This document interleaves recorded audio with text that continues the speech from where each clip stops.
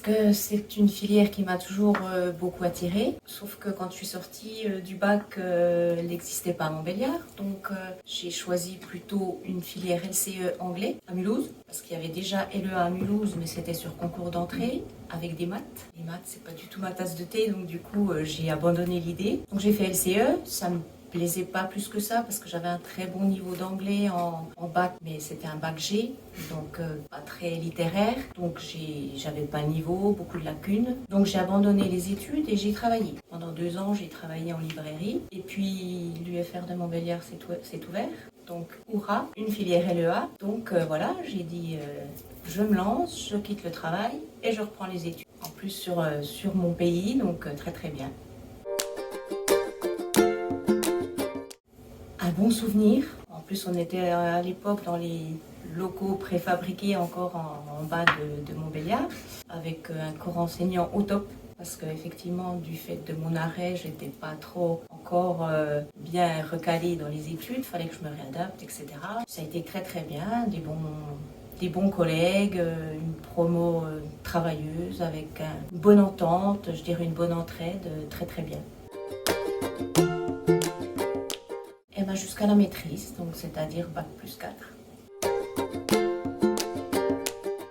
Comme je viens de le dire, des souvenirs de bonne entente, de convivialité, je dirais. On était tous bien unis, il y avait certains groupes, mais tout se passait bien dans l'ensemble. Des matières très intéressantes, bien adaptées, je dirais, au monde de l'industrie, ce qui n'est pas toujours évident dans des filières d'université. Et puis, 2-3 anecdotes du style la création d'un petit journal était plus que sympathique, des beaux moments de rédaction. Et puis également la grève, au cours de laquelle on a fait 2-3 journées d'arrêt avec des voyages en train sur Besançon pour aller manifester contre ce projet de réforme qui voulait que les bourses ne soient plus des bourses mais des prêts bancaires. Voilà, et puis finalement le projet avait été abandonné, donc ça a été efficace. Je dirais pas moins bon, mais souvenir d'une année de DUG, donc de la deuxième année très difficile et éprouvante pour moi. Elle a été longue, très chargée, il y avait beaucoup de cours et puis effectivement elle a été compliquée. Mais à part ça, non. Donc mon stage de maîtrise a été réalisé chez GEFCO, donc une société de transport ici à Sochaux. J'y suis restée 23 ans. J'ai réalisé divers postes.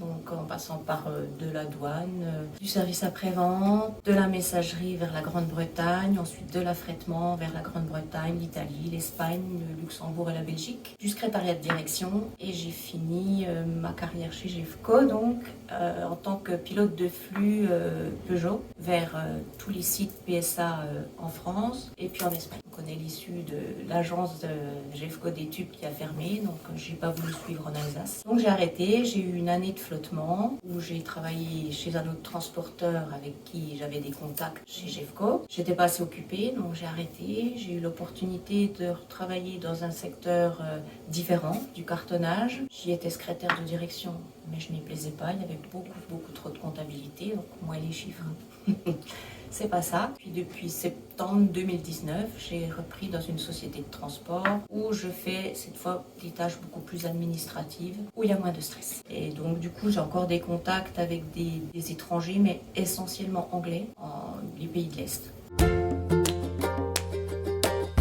Pas spécialement. Alors, des fois, on croise certaines personnes au détour d'un magasin où donc bonjour, bonsoir, ça va, qu'est-ce que tu deviens, etc. Mais pas de lien vraiment précis.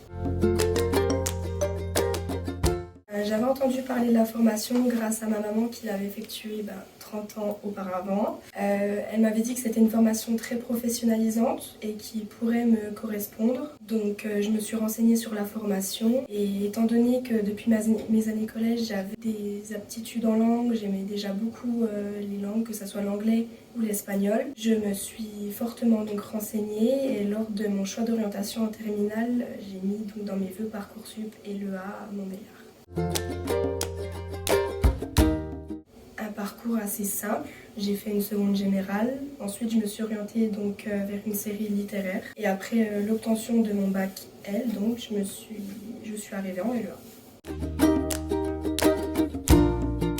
Des bons souvenirs, des bons souvenirs parce que toute la formation m'a plu, tous les cours m'ont plu, je les ai trouvés très utiles. Ils m'ont apporté beaucoup de choses, beaucoup de savoir. Et j'ai beaucoup aimé aussi le fait qu'on soit une petite promo parce que ça nous a permis d'avoir une relation plus proche avec les professeurs, d'avoir des échanges peut-être plus importants, moins avec de la gêne.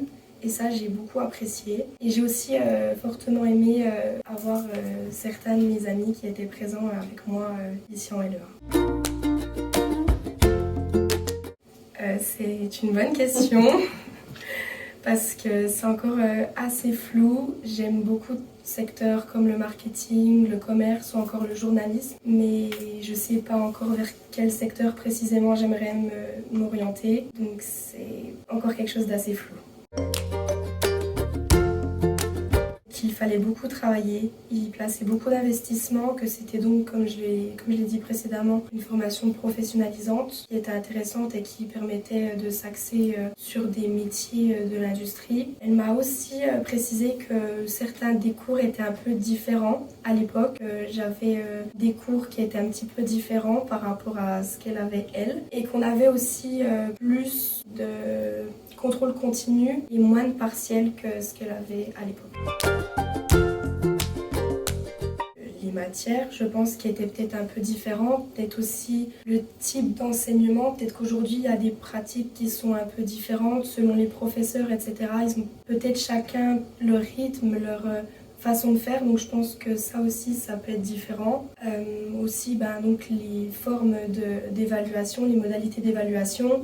C'est vrai qu'en première année, on avait eu des contrôles continus ainsi que des partiels en début janvier et en fin d'année. Mais pour ce qui est de la deuxième et troisième année, on n'a pas eu de partiels et on s'est basé que sur le contrôle continu.